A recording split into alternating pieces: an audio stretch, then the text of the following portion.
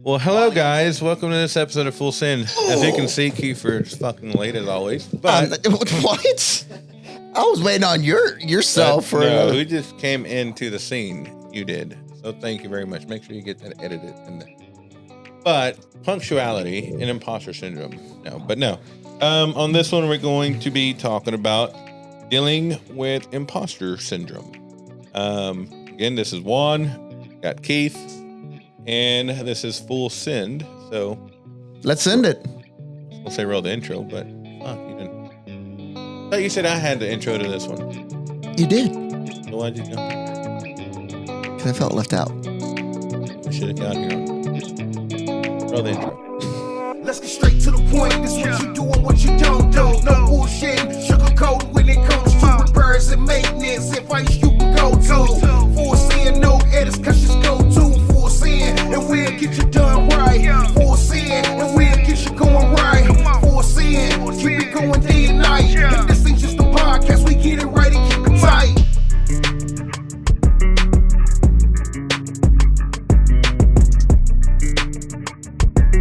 So, right. Kiefer, how are you, buddy? I'm good. Yeah, so it's hot, and we're rolling up, approaching NATDA, so that's right around the corner. So yeah, fun for that. Man, the NATDA is right around the corner. We're still prepping for that. We're getting all the booth designs finished up and figured out, as well as I'm still finalizing the outline and speaking points for the class I'm teaching. Yeah. And then more like perfect topic for today, because I struggle with imposter syndrome like crazy. And I'm about to say, this is a subject you put on there. I did. So tell us what imposter syndrome is. Hell, I don't know. Kiefer. No, for real. Let's see. What is imposter syndrome? I'll read it from the book. Well, simply put, it's feeling like a fraud where you're at in life, whether it's career, whether it's in the home life, whatever. It's you're doubting yourself. You know, you don't think you can live up to, or you don't fit into what you're doing. Too big for your shoes in a sort of way. Yeah. And a lot of us actually deal with that in some sort of fashion, whether we admit it or not.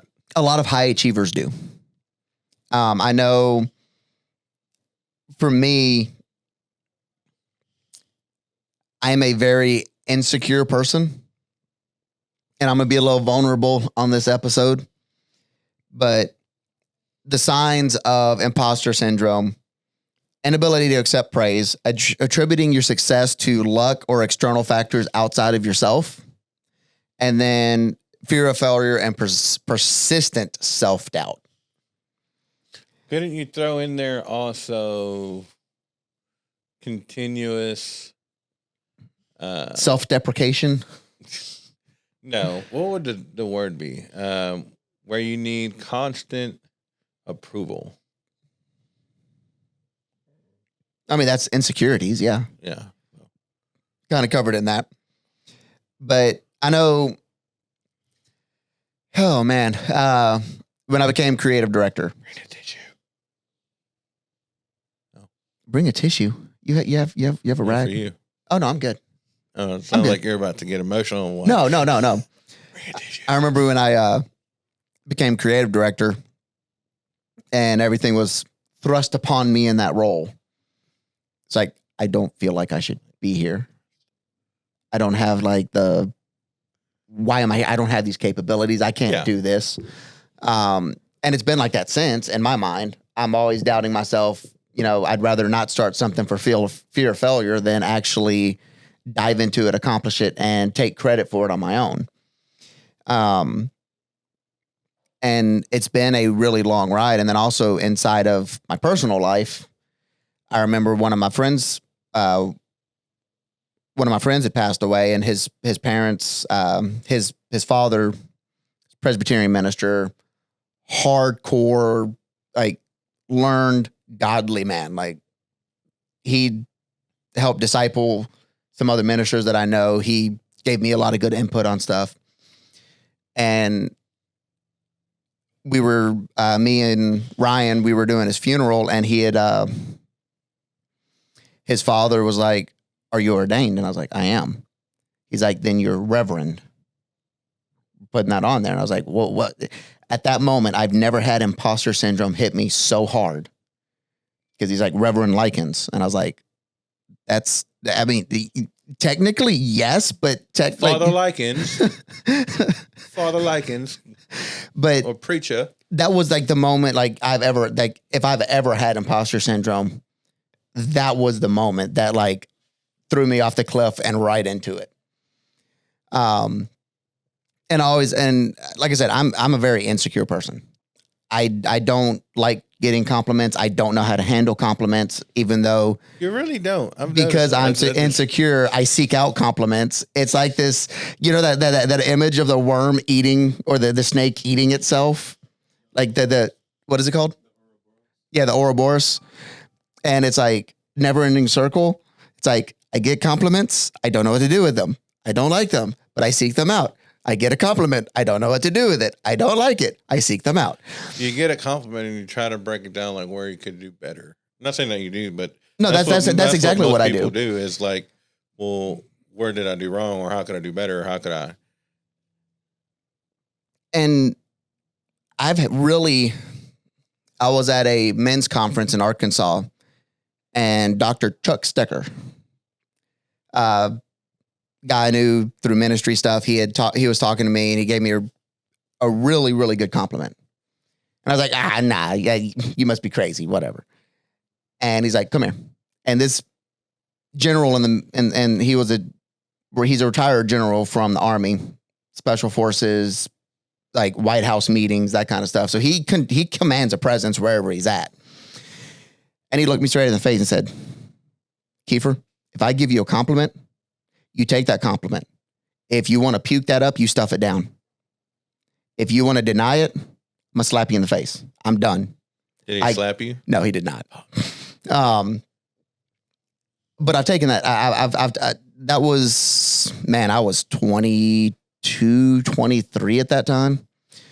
And that's always stood with me because he was like, someone giving you a compliment isn't only for you. It makes that person feel good too. So if you deny that, you're denying them their side of that.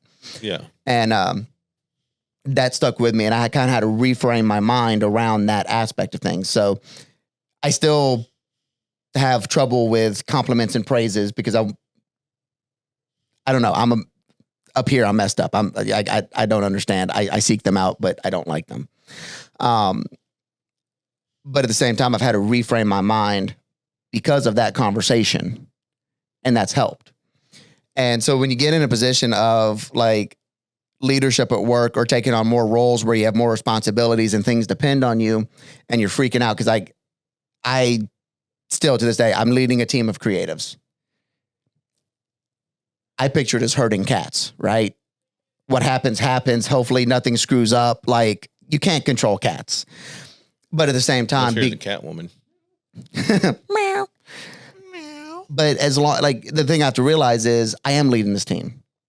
The structure I've put into place is working. The leadership I'm giving is working. The training I'm giving is working. And I've got to accept that as I'll take responsibility for when things screw up, but I don't want to take responsibility for things when it wins, right? Because I don't feel like I should get that praise for whatever reason, So that's imposter syndrome. And Kiefer's life story. Yeah, pretty much. All right, on the next episode. But how do you handle this? Yeah, true. How do you deal with a person that is in a leadership position around you that has this, or if you have it yourself how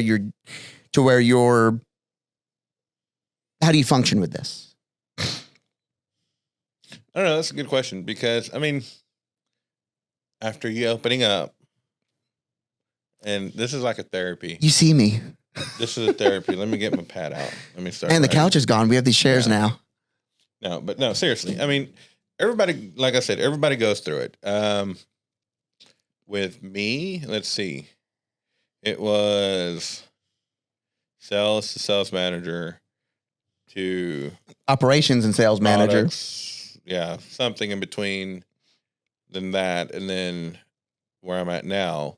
I've never had issues leading people, giving directions, none of that. From my experience with working in prison and everything else. But what got me was the quiet downtime. Everything's going, but you don't hear nothing back. So you don't have no feedback to feed off of. And you kind of spiral in. So it's like that whole Friday evening at 5, you get a text message or a Slack message. Hey, will you come see me Monday morning? Yeah. I need to talk to you Monday morning. Nothing else. And Tyler, the owner of this company, will do that to me on purpose now. And Lacey's done it to me a couple of times. It's, hey, meeting 8 o'clock in the morning, or hey, need to discuss something important. I'll call you Monday. Yeah. And I just go into the spiral. That's all I can think about. Like, okay, am I getting fired? What did I do wrong? And literally both last times that happened, it's, hey, I just wanted to give you kudos on that email that went out, the good revenue. I was like, you, and they're just sitting there smug and happy, just like, we knew it. And it, not the way to handle the imposter syndrome that someone goes through, but at the same time, because like I'm always like looking over my shoulder, like, oh crap, where's the next like mound of crap going to come from? And it never comes because I'm fit for the role I'm in. But at the same time, mentally, I'm struggling with that. So yeah, with me, it's more of, so I try to keep an open line with my team. And I'm not saying Caitlin and Tyler ain't doing that with me, but it's more of before where I was in my current position, in my last, when I was in sales manager, the person that was over me, we really never talked. So it was like, well, does this fucking person like me? Did I not tell him happy birthday? I mean, am I doing something wrong? Like, did I get the wrong kind of donut last Friday for him, or what? Take his donut. I mean, it's just a lot of what ifs, which there was nothing behind it. It's just your one self thought of overthinking shit, and everybody goes through that in some shape or form or fashion. Whether the level of anxiety is low or high, it's all there. But I mean, everybody does it in some sort of fashion. And how do you combat it? How do you go over it? I mean, there's plenty of literature that you can read, plenty of books on how to become a great boss, or there's Staying 5 Steps Ahead is a great book to read. I think that's the title of it. So one of the books that I didn't read the whole thing, I kind of skimmed through it because I'm horrible about reading for anything other than absolute learning, is The Imposter Cure by Dr. Jessamy Hibbard. A whole book on imposter syndrome and how to overcome that and like get through it. But if you're not a book person,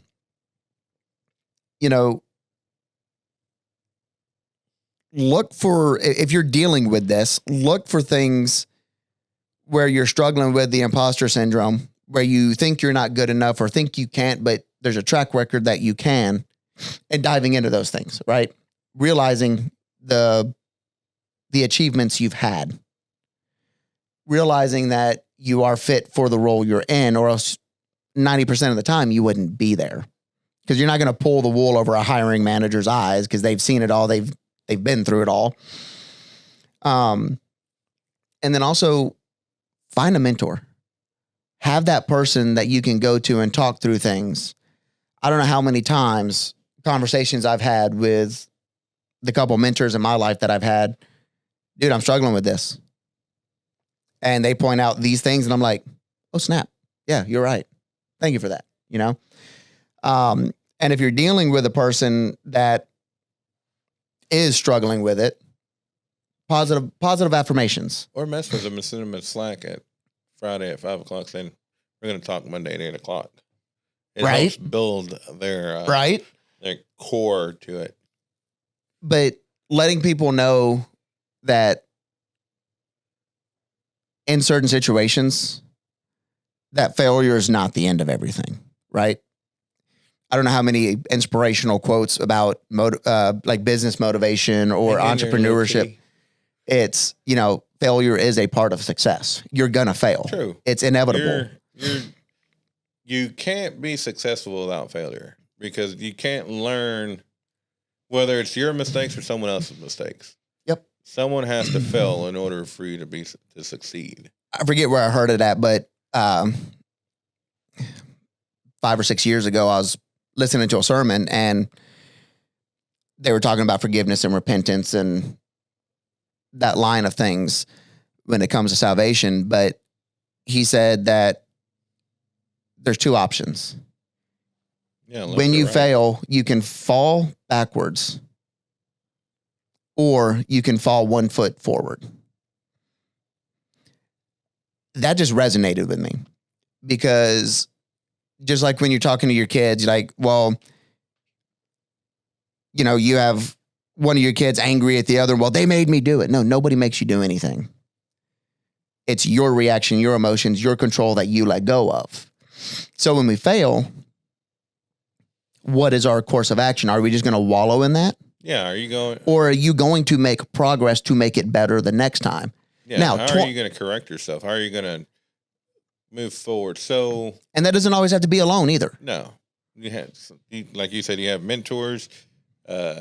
You have a group of friends that you're open with that you can rely on. How are you going to combat that failure into how are we going to avoid this for the next month? How are we going to avoid this on the next episode or scenario? And sometimes when you fail, you won't get it perfect the next time. No. But as long as there's measurable progress. WD-40 took 40 tries to get it right. So what happened? We would be without WD-40 if he would have stopped at the second try or after the first one. I don't think that's what the 40 means. It does. It is. Really? I know Glock 17, like each number is like a new patent that they improve upon. So if they wouldn't have kept going, we wouldn't have had the Glock 23 or the Glock, 42. But regardless of that, it's how you recover and it's how you position yourself in your own perspective. Imposter syndrome is just insecurity. Take care of yourself, reframe your mind, look for your achievements. And I know I've talked to Caitlin and Lacey about this, and they actually have a old podcast episode, like from first or second season, talking about imposter syndrome. And that's a really good episode. Ours is better. Oh, always. It's us. Come on, man. But imposter syndrome. It is a thing. A lot of, and I'm not like one for, hey, acknowledge your mental health, I'm not that kind of person, but I do know where I lack and I know what I struggle with, and I do struggle with this. This is off topic, but speaking about mental healthness, I think I said it right. Yes. Mental healthness. Yeah. June is men's mental healthness. Yep. I find it funny that it's also Pride Month. Well, that's this. We're firing Kiefer. You want to join me on these? Anyways, Men's Mental Health Month. Yes. If you are a guy or just a gal or woman, man, there's two sexes, male and female. Take it serious, because I've dealt with it personally with close family members that didn't get help. And it's not a joke. It's not something to laugh at. If someone is going through mental issues or mental struggles, encourage them to seek help. Encourage them, be an open book, or be someone they can be open to. You're not weak because you need help. Yeah. I don't know how many times like I'm feeling depressed or anxious or whatever, and I bottle that up because I don't want to unload that on my wife and tell her like, hey, look, I'm feeling depressed. I'm feeling this. I'm feeling that. And I just go about my day because I'm a man and that's what I'm supposed to do. And Chris Rock said, I think it was Chris Rock who said it. Father's Day is the least popular holiday of all. It's 20th on the celebrated list. It's Christmas, Mother's Day, and then I forgot what the other ones were. But we were nowhere near the top 10. No. And it's because as a society, as a man, you're supposed to deal with all the shit. Yep. And don't get me wrong, I've been there and done that. But you have to have a group that you can talk to openly and get some of that shit off your chest. Like, I mean, whether it's a group on Facebook with people you don't know, whether it's a group of people that you've known all your life, whether I wouldn't suggest doing it with your wife because you have to have boundaries. You have to. Yeah. You can't unload. Your wife should know what you're going through and what's on your mind. Yes. But she is not the dump for you just to dump everything on. By all means, no. And that's what a lot of, like, that's one reason I don't just like, hey, this is what I'm mentally dealing with. And she's going to watch this episode and look at me and tell me like, what the hell, Kiefer? Yeah. What the hell? But at the same time, that's why I have mentors. That's why I have people that I talk to and go to and I have that relationship with, so she doesn't have to deal with that. But I always see ads and the other podcasts I listen to, BetterHelp. Simple phone call, online therapy. If you need it, go for it. It's something that's very looked at as weak for men to get mental help. But 80% of suicides in this world are men. Yes. 92% of the prison population are men. 60% of homeless people, men. There's a lot that we deal with. And today's topic is only a portion of that. Yeah, right? Most definitely. And it goes so much deeper, so much wider than we could ever imagine because as a society, we're taught just to bottle it up. Men don't cry. Men don't have emotions. There is a new song that just came out. Dax, what it is to be a man. Yeah. But there was one guy on the remix and I want to say he's a preacher, and I might be wrong, but in his verse, he said there's 2 words to remember is that Jesus wept and so can you. Yep. And that I binged that song, and now that the remix is out, I binged that song because there's the woman's perspective in that too. There's 2 different ladies that do a verse, and it cut deep when I was listening to it because it's like, I don't want to acknowledge these things. I don't want to because I've been taught we don't acknowledge these. But at the same time, the reason we're at the place we are mentally as men, as husbands, as dads, as fathers, as leaders is because we've been taught these things. And there's the nuclear family is being thrown apart. It's not worth anything anymore. Government should be your daddy. Yeah. And men aren't supposed to say anything about anything other than providing. And they wonder why we have a month for mental health. You don't have a women's mental health month. I'm not going to get into that subject. That's the rest of the months, right? But no, on serious note, if you have insurance, or if you're at a job, a lot of, like here at our job, I don't know if you knew this, but you have, I think, 6 or 8 free hours of to talk with a therapist. How many of those have you used? None.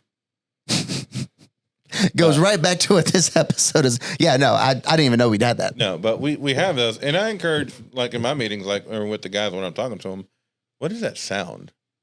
My computer's going crazy.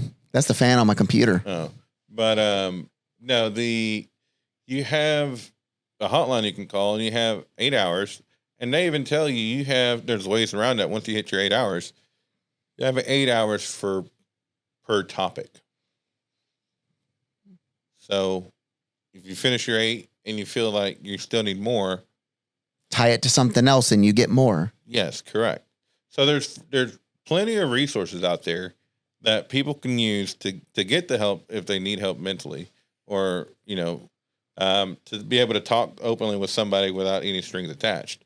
Or even just if you're at a place where they don't offer insurance or anything like that, you have health points, or you have clinics that you can go to and they can give you resources, or you can call 211 or 411, whatever it is, and they can give you resources to where you can reach people to help you out with those topics. And it's nothing like, this was a very vulnerable episode, right? We're talking about our feelings and things we're dealing with. No, we're men. We don't have feelings. Yeah. But needing help is not a sign of weakness. No, it's not. To me, that's a sign of strength, because you have the courage and the willpower to say, hey, I can't do this alone. And that's what we need to realize, is even dealing with the imposter syndrome. I can't do that by myself. I need help with that. And I've gotten better over the years. But at the same time, I still know I struggle with that. And I get, I talk to people about that. I self-examine myself. Where am I lacking? Where am I achieving? That kind of thing. And I look for that success in my life to be able to say, hey, look, I do deserve this. Even though my mind wants to default to the, you shouldn't be here. But at the same time, Men's Mental Health Month, get some help if you need it. If you're too ashamed, suck it up, full send it, and get some help. Nope. Till next time, guys. Deuces.